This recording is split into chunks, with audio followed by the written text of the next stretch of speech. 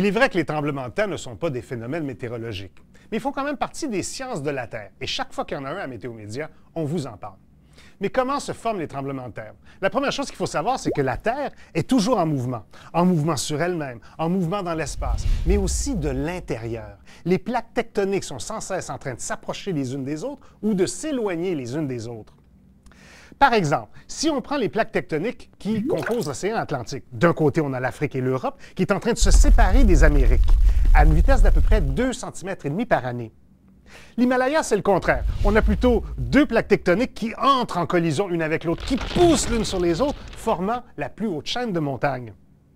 Mais si on remet ça au niveau du sol, ce qu'on ressentirait, nous, on pourrait avoir un mouvement de va-et-vient entre deux plaques tectoniques, donnant une impression de tremblement de terre, mais les tremblements de terre les plus importants arrivent quand une des deux plaques s'affaisse carrément.